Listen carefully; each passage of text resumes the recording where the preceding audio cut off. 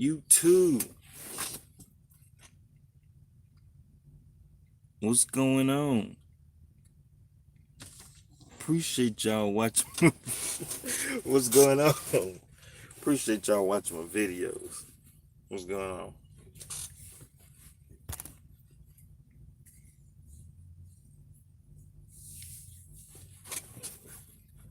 YouTube, what's going on?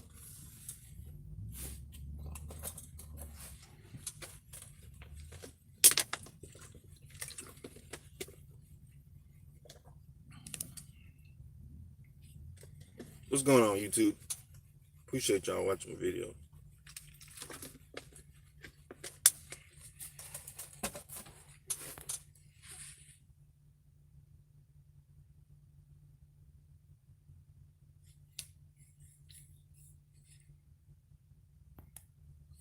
Trying to make sure this video working. Hold on. Let me go on YouTube and find myself. Make sure it's working. Make sure it's working. Make sure it's working. Yeah, it's working. Make sure it's working. Yeah, it's working. Make sure it's working. All right. You got a notification? Yeah, man, that's good. I wish brokers would know the names of the places they have freight going to. I know, right?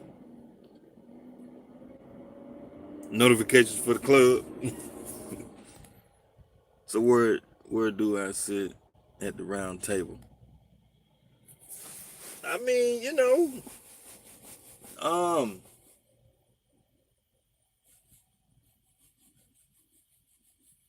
can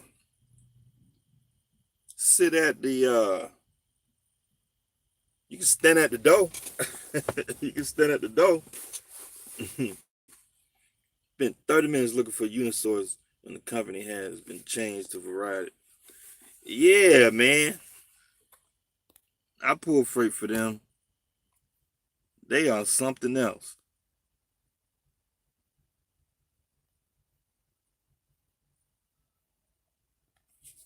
But hey, let me get going with this video. So it's some little maintenance things I've been dealing with the truck, and I thought I'd talk about truck parts and stuff like that, doing your due diligence on finding truck parts. So let me tell y'all my situation. So the AC, my AC on the truck has been acting up, right? And so, I mean, it's wintertime, you really don't need AC that much, but I just like stuff to be working. I don't like a janky situation. I don't like stuff being broke around me. It ain't right. So, when the summer comes, I want my truck to be fully functional. So my AC has been acting up. Okay. Now the AC on my truck, it hasn't been blowing cold. So naturally I get into fix it mode. I'm trying to figure out, okay, why the AC not blowing cold? And so, I play with it and trying to figure out, okay, what's going on here. So about a couple months ago, I put some Freon in there. I put some Freon in it, and naturally, if the AC not blowing cold, and I look at the AC compressor, and if I see the clutch is not engaging properly, in my mind, naturally, I think, okay, it's low on Freon. Let me go get some Freon and put in there. Okay, I put some Freon in there. All vehicles lose a little bit of Freon, just a little bit, over extended period of time. especially in these big trucks. It a little bit.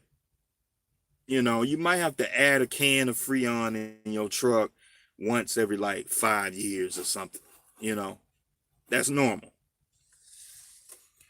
But I put some Freon in there, and I noticed it started to blow coal again, right? And so okay, I was like, okay, that fixed the problem. So I'm driving, running loads, and then the AC stopped working again. So I was like, okay, what's going on now? Is the AC going bad? Uh, AC systems are pretty basic systems. Once you get the understanding on how they work, they're basic systems. It's just the basic systems. And you got the blower inside the truck. You got the oh man, let me call you back, man. You got the AC blower in the truck. You got the TXV valve outside the little block where the the low side and the high side come together at the TXV valve. You got the condenser and AC compressor, and you got the clutch and basic, just little basic things. And so you just kind of diagnose the process, right? You just go through the process, test what's going bad. So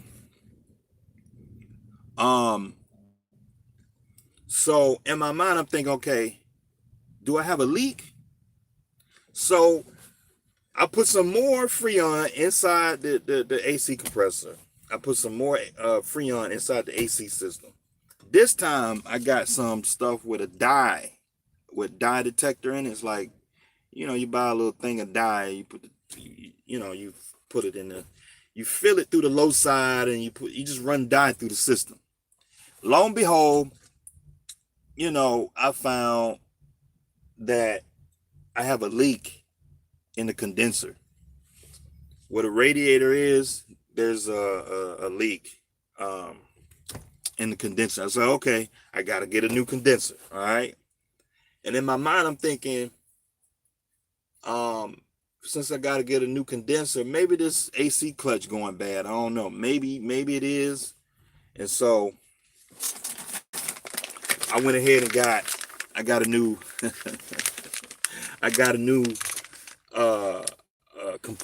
AC clutch, compressor, a clutch for the compressor.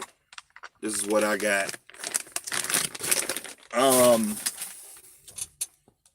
got the clutch. Okay.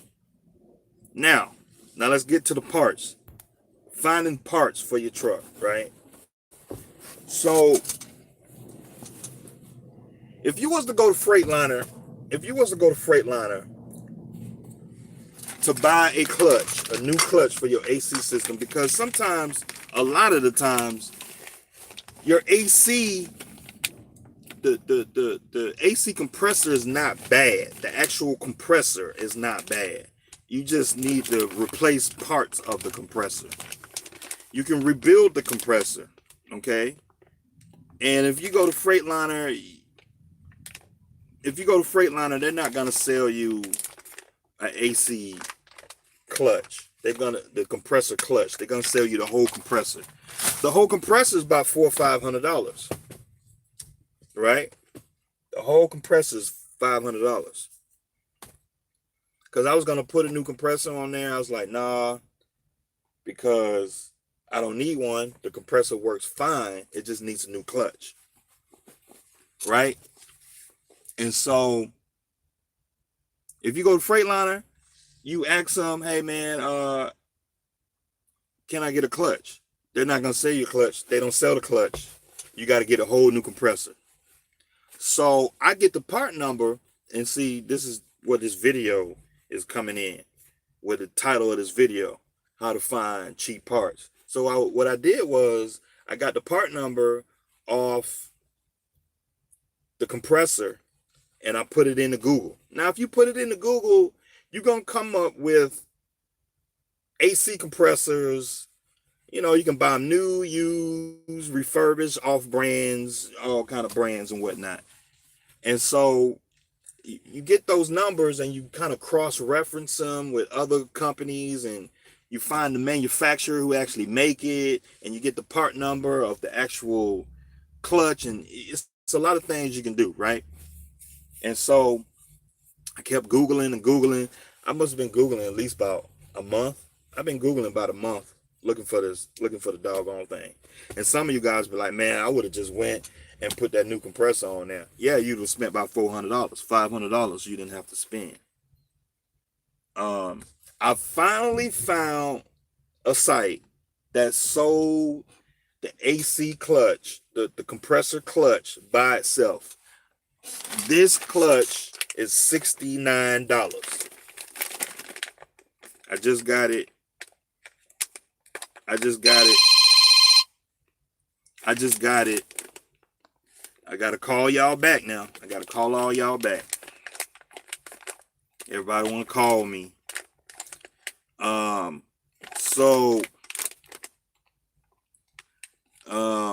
So I got this clutch, $69. $69.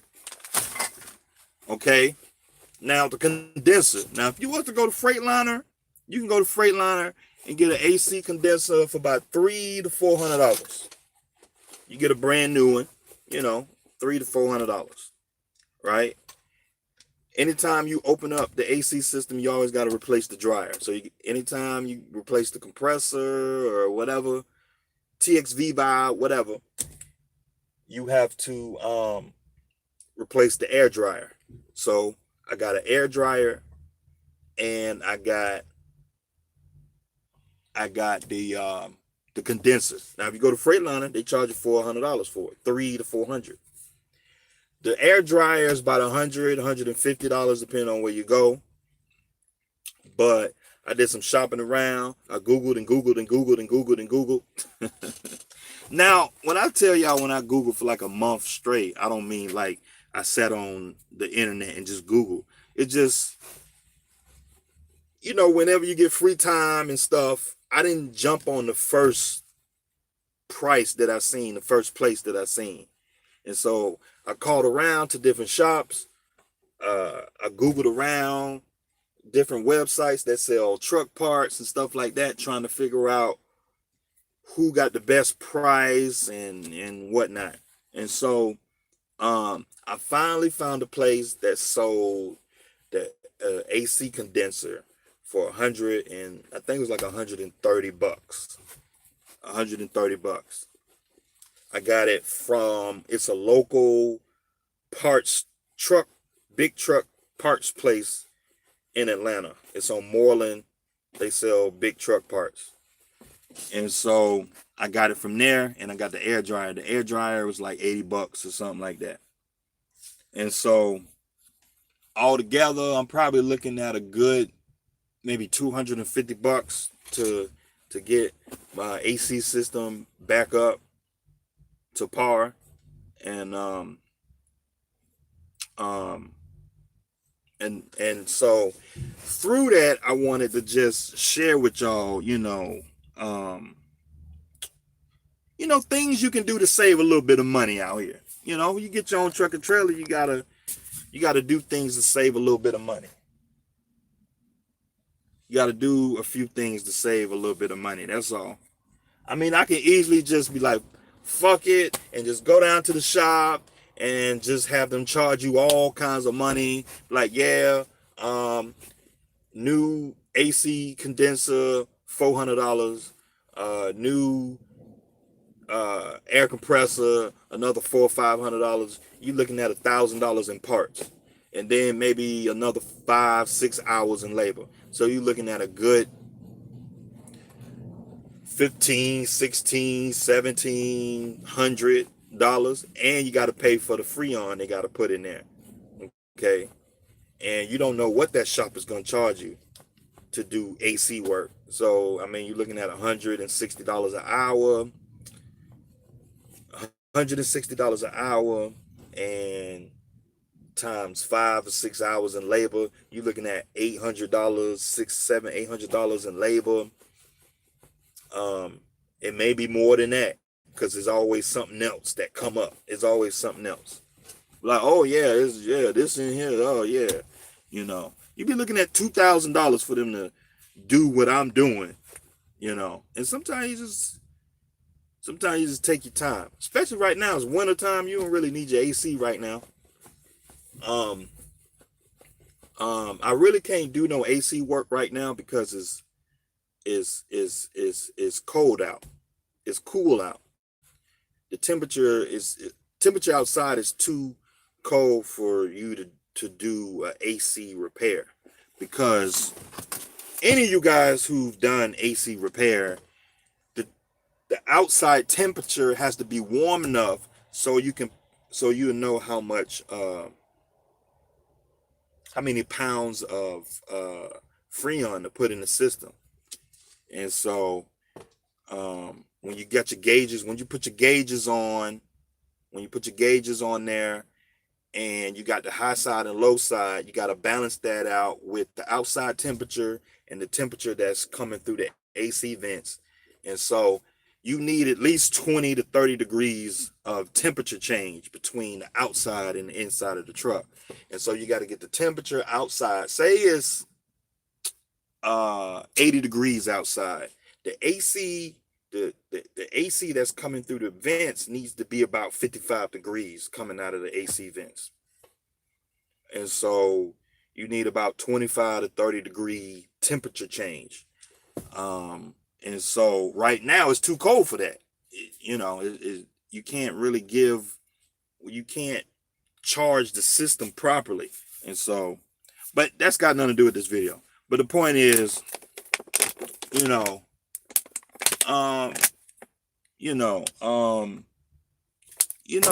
have to run in the shop all the time. You don't have to run your truck in the shop all the time. Sometimes you just gotta, go to Freightliner or go find a parts store, go online, Google, and like I had to replace my starter again. When I first bought this truck, the starter went out, and I spent $1,500 for them to put a new starter in the truck. No, it wasn't 15. It was like 1,000. I had them do other things outside of the starter, so it was like $1,000. But Snyder, when I bought the truck from Snyder paid for it because it was within the warranty period, so they paid for it. I paid for it, then they paid me back. But a couple months ago, maybe 4 months ago, I felt the starter was going bad. Like when I cranked the truck up, the starter would have a hard time cranking up. And it's a couple times the starter had me hanging. There's a couple times I got up in the morning, put the key in there, and the truck go to clicking. Click, click, click, click, click. Or sometimes it wouldn't even do nothing. And so I'd have to go outside and tap the starter. Sometimes I have to go outside and tap the starter to get the starter to turn over. So, I mean, we looking at what, a 2-year lifespan on these starters. And so I went online and Googled around. I found a starter for about I think I found that starter. It was a brand new starter, no core charge, shipping and everything included. It was like $250 or something like that. Freightliner, they wanted about $400 for the starter. They wanted about $400 for it. And so I shopped around and I got that starter I forgot. I probably got the receipt somewhere. I probably got the invoice somewhere. I probably got it somewhere. Yeah. I think I spent $250 on that starter. And I put it on. It was like, because at that time I did the motor mounts. If y'all go back in my video catalog, I put new motor mounts on the truck. I put new motor mounts. I put a new clutch in there. I put a new U-joints. I put new U-joints, and I was trying to find this vibration. I still ain't found a vibration, but I'm gonna get it. It's just a piece of linkage somewhere on the truck that's going bad, and I get it. I'm gonna get it. It's just you gotta take your time and be patient and get it. And so while I was under there, I had the flywheel off, and I had the the clutch off and all this stuff, had the truck tore apart. I said, well, let me go ahead and put the starter in there. So I went ahead and put the starter in there. And so on these Cascadias, these starters are, it's in a tight little spot right along the frame rail of the truck. It's a tight little spot to get into, but you just take your time, get the right wrenches and stuff, and you can get your arm down in there and get it. And so it is, you know, you can get it. Now if you got an old 60 series Detroit, the starter is like right there. It's on the left side of the engine. On these Cascadias, the starter is on the right side. But on the Series 60 engine, the starter is on the left side, and it sits right there, like it's like right there, and you can just get right to it. And so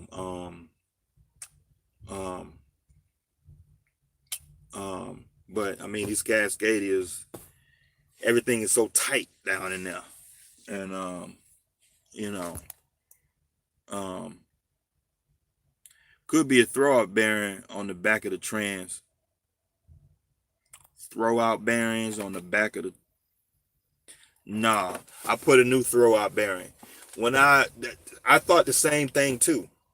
That's why I went ahead and put a new I was going after the motor mounts because I thought maybe the motor mounts was giving me a vibration. But while I was under there,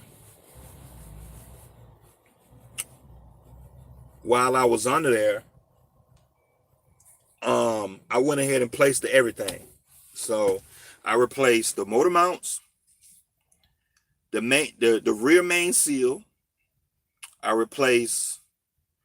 had the flywheel resurfaced. I put a new clutch. I put a new throwout bearing. I put a new throwout bearing. What's the thing? It's like a U shape thing that pushes the clutch. There's like a U shape. I replaced that. I replaced the transmission bearing. No, I replaced the transmission that what is that? The big long shaft. I replaced the main shaft that comes out of the transmission. That thing is hard to get out because essentially you have to use the transmission slack momentum to pull that. So you just kind of run it back to pull that. It's like a bearing that the shaft sits in. So you have to hit it and pull it back, hit it and pull it back, hit it and pull it back, and it'll bring that seal off. That not seal, but it's a bearing to get that bearing to come off. And I replaced that shaft. That thing is like $100 for that. I did a video about it. If you go back on my videos where I placed the clutch and all that, I did a video about it. I replaced a lot of components on the transmission to make sure that I was chasing down this vibration. Now the truck drives a little bit better. Don't get me wrong. It drives a little bit better, but it's still a vibration in the steering wheel. There's still a vibration in the steering wheel. At least I know now I got a brand new clutch on the truck. So I know that now.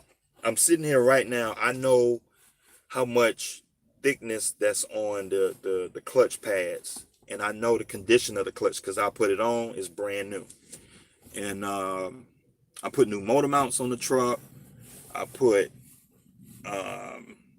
it's a lot of little things under there. I can't remember them all.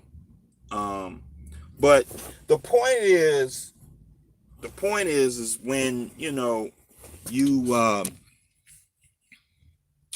the point is when you own your own truck, you got to be very resourceful and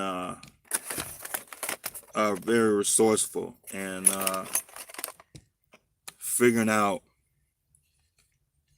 you know, ways to save a little bit of money and work on your truck. And sometimes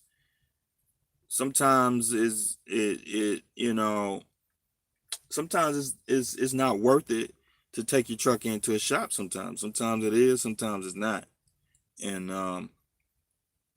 I tell guys all the time, um, at least try it, man. You never know what you're capable of doing. I know, like myself, I'm not a diesel mechanic. I do have some automotive experience. I've been fixing on cars since I was like a little boy with my uncle. I've been fixing on cars since I was like 10, you know, uh, since I was a little boy. Um, I got, I got two uncles in my family that are mechanics. Um, I had one of my uncles is a full-time mechanic, like he makes a living from working on cars. And then my other uncle, he's a shade tree mechanic where he works on cars on the side. He does it for other people. He's not a professional with a shop. My other uncle, he actually worked in the shop. I think he owned his own shop for a period of time. And and um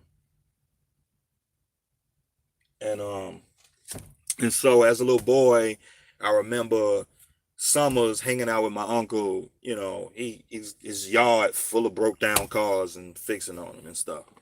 And um and I mean, these big trucks ain't no different than a car. I mean, a lot of the components are similar, you know. But yeah, so but the whole thing is just taking your time and using a little bit of common sense, you know. Um, um, I didn't make a video about this, but when I was replacing the clutch on when I was replacing the clutch and I was putting the flywheel back in place, I snapped one of the no, when I was putting the flywheel, when I was putting the clutch plate back onto the flywheel, there there are two bolts. There are two bolts that go around the clutch plate. I think there are like 8 of them. I think it's about 8 of them. They're in pairs. 2, 4, 6, 8 that go around.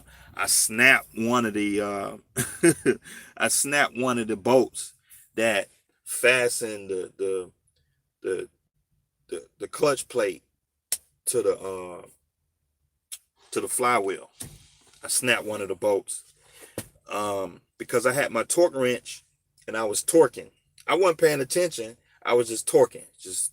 And I forgot I set my torque wrench to the wrong setting because the flywheel torque specs require it to be at like I think it's like 110 pounds. I think it's like 110 pounds or something like that.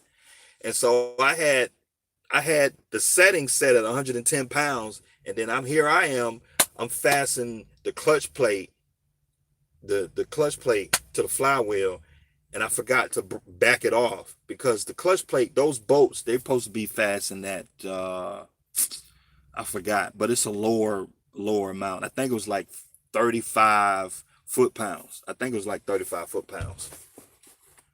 30 or 40 foot-pounds. And here I am just getting it. I'm getting it. I had the torque wrench set at, and I was pulling it. I was like, hold on a minute. Is this thing supposed to be set? And I was just pulling it. Boom! I heard something snap. And so great and see on the clutch plate, the main flywheel and the clutch plate, they use grade 8 bolts. They use grade 8 bolts. And so grade 8 bolts, they have a high tensile strength. But when you have a high tensile strength, they snap. They don't, when they about to break, they snap. They don't like twist. And so the tension isn't as strong. And so I was just riding. And then I just heard something go boom. It was a snap and a boom at the same time. Because you got that metal under there and it's just like boom. I was like, and then my torque wrench just fell. I was like, oh shit. I was like, man, my whole stomach failed. Like my whole spirit just failed. Because I'm up under the truck and I'm just sitting up there. Oh my God, I just snapped the damn flywheel broke. I was like, oh my God. I was like, fuck. And see, the thing is, I had to take the transmission back off, okay? Because in order to put the bolts on, you have to, well, the way that I do it is kind of like with a car. With a car, I do it the same way. So when you put, when you change out a clutch on the manual transmission, you're supposed to use the alignment tool. You're supposed to use the alignment tool. I never use alignment tool. It's quicker and faster to put the clutch onto the transmission first and then slide the transmission on. And so the clutch plate just spins. And so what you can do is you can on the transmission, it's got a little pocket and you can stick your hand through there and put the bolts on and turn the engine. You got to turn the engine over. You got to turn the engine over and find them holes, right? And so that's how I do it. And so I already had the transmission up on the engine. I'm ready to go, right? And so I snapped that bolt. I was like, oh man, I snapped the bolt. And so essentially half of the bolt was snapped off inside the flywheel. It was snapped off. And so I thought maybe I would have to take the flywheel back off the main off the main what they call that main I forgot what they call it, the main but you have to take it off. But I didn't have to do that because when I pulled the transmission back off, it was a little nub. I got some vice grips and just kind of pulled the screw out. I was like, woo. I lucked up on that one. I really lucked up. So I went to Home Depot. I went and bought some grade 8 bolts, and I think it's like 5/16 bolts. Some grade 8 bolts, and they're exactly the same. They're exactly the same. I got from Home Depot, and I put all new grade 8 5/16 bolts in there, and I made sure that my torque wrench was set to the proper torque. So it was set at 35 foot-pounds that time. And so we got that done. And so that was my experience with doing that, man. It was is it eating the tires? Nah, this truck don't eat tires. Knock on wood, it don't. I got new tires on here now, but the older tires that I had, all the tires were wearing evenly, except that one tire in the back corner. All Freightliners, most trucks with 2 axles, you always had that one tire in the corner back there that just wears for some reason. I don't know. Maybe it's just how the truck is going down the road, because with all the weight that's with all the weight that these trucks pull, the truck actually kind of cocked like this going down the road. It's kind of like cocked just a little bit. And so all that weight sits back on the corner back there. So it's just what it is. So that one tire in the back corner on the passenger side, on the rear axle outer, that tire, it was worn down, I would say a good 2 to 4/16 than all the other tires. So they should be done with me by now. But as far as like funny tire wear or something like that, it really, no, not really. Remain sealed, vibration from the front end is usually a steering box, a kingpin. That's what I'm thinking. My next step is either go after them kingpins or going after the gearbox. And I'm playing with the gearbox now. And so my next step is to drain the fluid in the gearbox drain the fluid from the gearbox, because the gearbox, it runs off of transmission fluid. It uses the same principles as an automatic transmission. And so I'm thinking maybe the fluid is bad, because automatic transmission fluid expands. So once it gets heated up, once automatic transmission fluid gets heated up, the fluid does its job, because automatic transmission fluid works on expansion, because the fluid expands and allows you to, the hydraulic principles come into play. And so maybe I'm thinking maybe the fluid, the transmission fluid is bad and it don't have no strength to it anymore. And so I'm just thinking through my mind with just using common sense and like, okay, the vibration coming off the front, the steering wheel is vibrating. Okay. I've been through 2-3 sets of tires. It ain't the tires. I put new shocks on the front end. I checked the ball joints off the steering linkage. I checked that. I'm thinking my next step is either to get new ball joints on the steering rack, put new ball joints on there and see, or a new you know, the arm that comes off the gearbox. There's an arm with a joint, and then on the other end there's another joint, and so it's somewhere there's like a bad joint that's vibrating somewhere, and I don't know. So I'm gonna get to it. Output shaft. Oh yeah, the output shaft is the shaft that come out the transmission. That was the name of it. If y'all planning on doing a lot of this stuff yourself, it's a lot of doggone work. It's a lot of work. It is a lot of work. But I mean, I did it. You know, I didn't want to pay the shop $5,000, $6,000, $7,000. So I did it myself, and I think I spent maybe $2,500. So, because I bought a brand new Eaton Fuller clutch. I did a video about it. Y'all go back on my video. I bought a new Eaton clutch. That Eaton clutch was $1,000. And all the parts that go along with it. So you got to get a clutch kit, and then you got to get that U shape, that you get a new bearing, and then you get that U shape that pushes the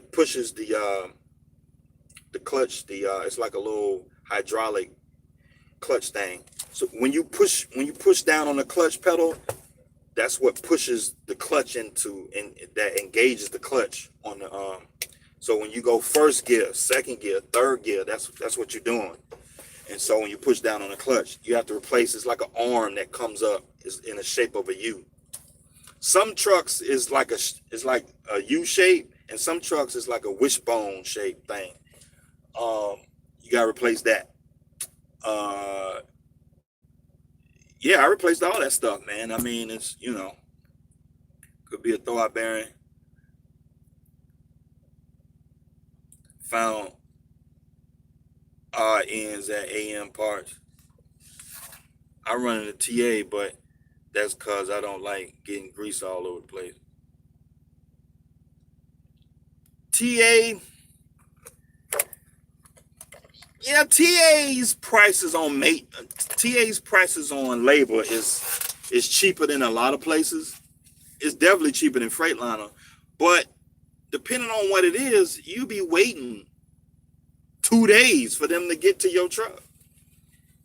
And like sometimes you know, if I can plan it, if it's something that I can fix at the house, I'll go ahead and finish my week out, run my load, and be like, okay, I'm gonna do this when I get back to the house.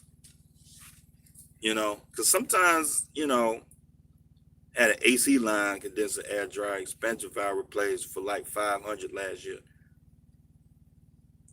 Okay, yeah, that's pretty good. That's damn good. You need a vacuum. You need a vacuum in the AC system too. Yeah, I got an AC vacuum. Yeah, I got the gauges, and I got an AC vacuum thing. You know, I got that. AC is used in the defrost. Yeah, you know, when you don't have it, when you don't have Freon in there, you ain't gonna get nothing.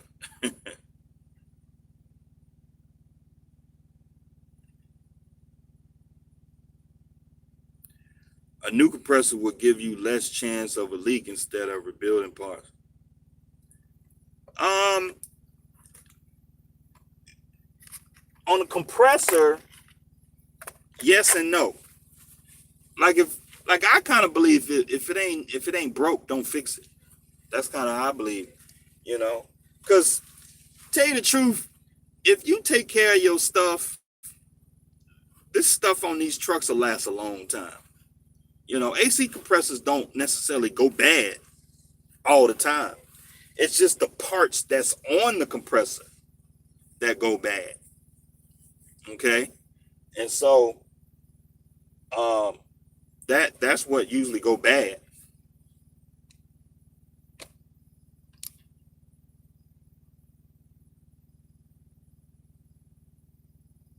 That's what usually go bad. So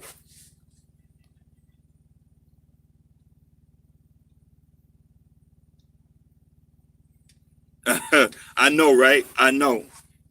The music trucker said he know a lot of this stuff, but his arms are shot, so he just do the easy stuff.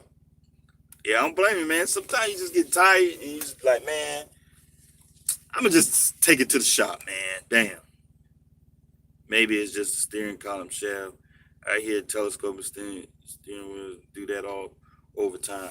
Yeah, I thought about that too because I put my hand on it and I was trying to figure out if there's looseness in the steering wheel.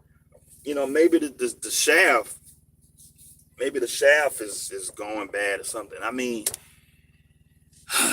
you know, I'm just not sure. You know, and I think I go to Freightliner and start buying parts and replacing parts. You know, could be losing teeth on the gear.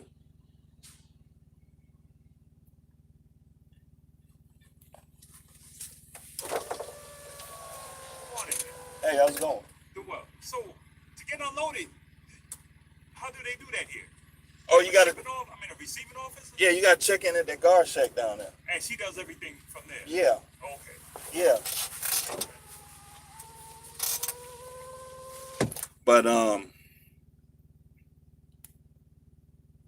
could be a number of things. Do you look at your bushings? Yeah, man. I'm just trying to. It's just a process elimination. Maybe it's the leaf springs. Maybe the bushings gone on the leaf springs.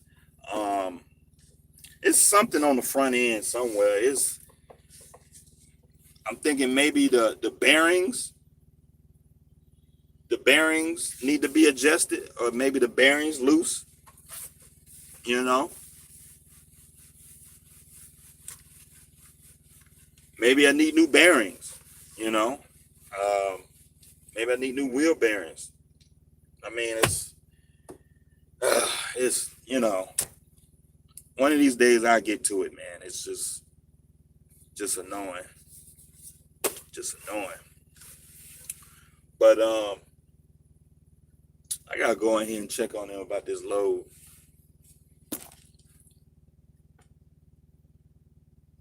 Rookie doesn't know how to check in.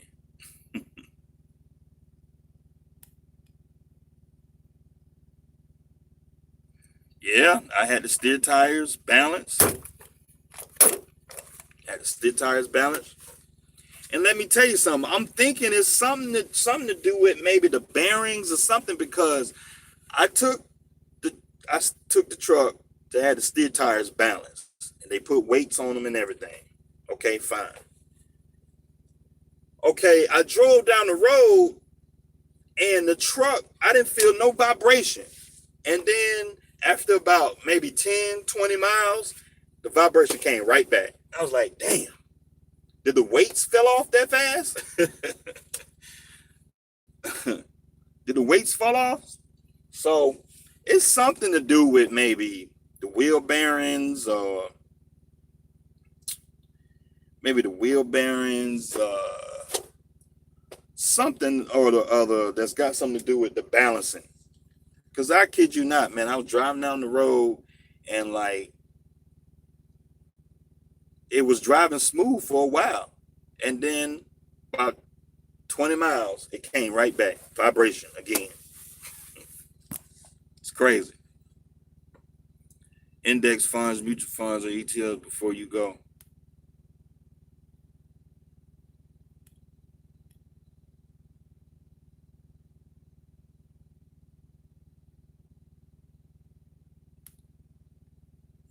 Yeah, man. You know,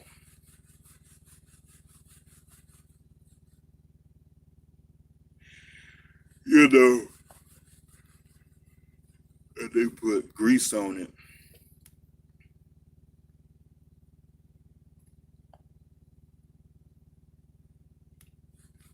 I know, man.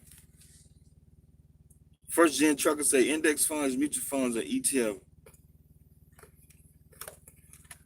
I mean, I don't know about ETFs. I know about index funds a little bit. I know about mutual funds. I don't know about ETFs, man. I don't know. I really can't speak on them because I don't have no money in ETFs. I got a little bit of money in index funds and a little bit of money in mutual funds. And let me tell you about index funds and mutual funds. It really depends on what type of investor you are. What's your tolerance of when it comes to money? What type of person you are? And so if you're a kind of